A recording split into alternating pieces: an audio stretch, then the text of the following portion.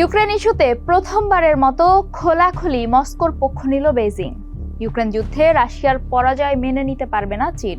ইউরোপীয় ইউনিয়নের শীর্ষ কূটনীতিককে এমনটাই জানিয়েছেন চীনের পররাষ্ট্রমন্ত্রী ওয়াং ই। বিষয়টি সম্পর্কে অবগত একজন কর্মকর্তা জানিয়েছেন, এতে যুক্তরাষ্ট্র পুরোপুরি চীনের দিকে মনোযোগ দিতে পারবে, কেননা এই মন্তব্য বেইজিংয়ের প্রকাশ্য নিরপেক্ষ অবস্থানের সঙ্গে সাংঘর্ষিক।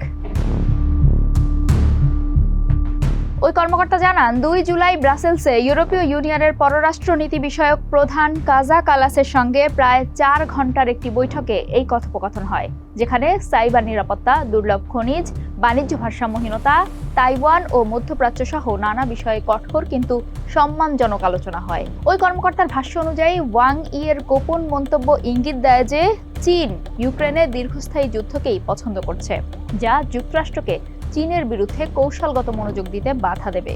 সমালোচকরা আগেও আশঙ্কা প্রকাশ করেছিলেন যে চীনের নিরপেক্ষতার দাবি সত্ত্বেও এই সংঘাতে চীনের ভূ রাজনৈতিক স্বার্থ অনেক গভীর।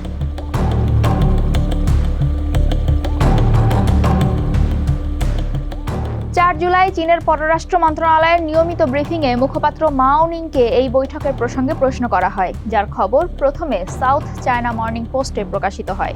তিনি চীনের 3 বছরব্যাপী যুদ্ধ সংক্রান্ত আগের অবস্থান পুনর্ব্যক্ত করেন। মাও বলেন, চীন ইউক্রেন ইস্যুর কোনো পক্ষ নয়। ইউক্রেন সংকট নিয়ে চীনের অবস্থান অবজেক্টিভ এবং সুসংগত। তা হলো আলোচনা, যুদ্ধবিরতি ও শান্তি। ইউক্রেন সংকট দীর্ঘ হলে তা কারো জন্যই ভালো নয়। তিনি আরও বলেন, আন্তর্জাতিক সম্প্রদায়ের সঙ্গে এবং সংশ্লিষ্ট পক্ষগুলোর ইচ্ছার ভিত্তিতে আমরা একটি রাজনৈতিক সমাধানের জন্য গঠনমূলক ভূমিকা পালন করতে থাকব।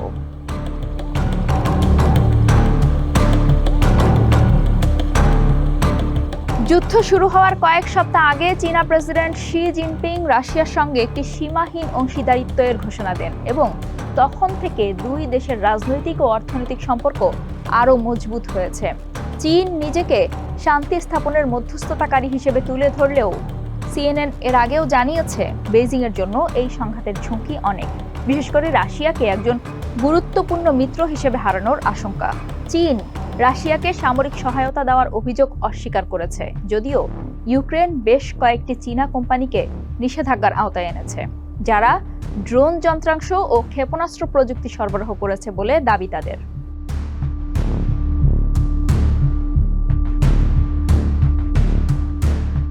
জুলাই রাশিয়ার ড্রোন ও ক্ষেপণাস্ত্র হামলার পর ইউক্রেনের রাজধানী কিয়েভে ধোঁয়া দেখা যায়। ইউক্রেনের পররাষ্ট্রমন্ত্রী আন্দ্রি সিবিহা বলেন, তিনি রাশিয়ান গেরান 2 ড্রোনের ধ্বংসাবশেষের ছবি পোস্ট করেছেন, যার একটির গায়ে লেখা ছিল চীনে তৈরি 20 জুন। সিবিহা আরও বলেন, সেই রাতেই রুশ হামলায় ওডেসায় অবস্থিত চীনা কনসুলেট ভবনের আংশিক ক্ষতিগ্রস্ত হয়েছে।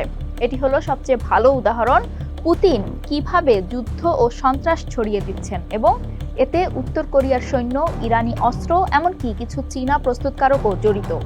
ইউরোপ, মধ্যপ্রাচ্য ও ইন্দো প্যাসিফিক অঞ্চলের নিরাপত্তা একে অপরের সঙ্গে আঙ্গাঙ্গিভাবে জড়িত।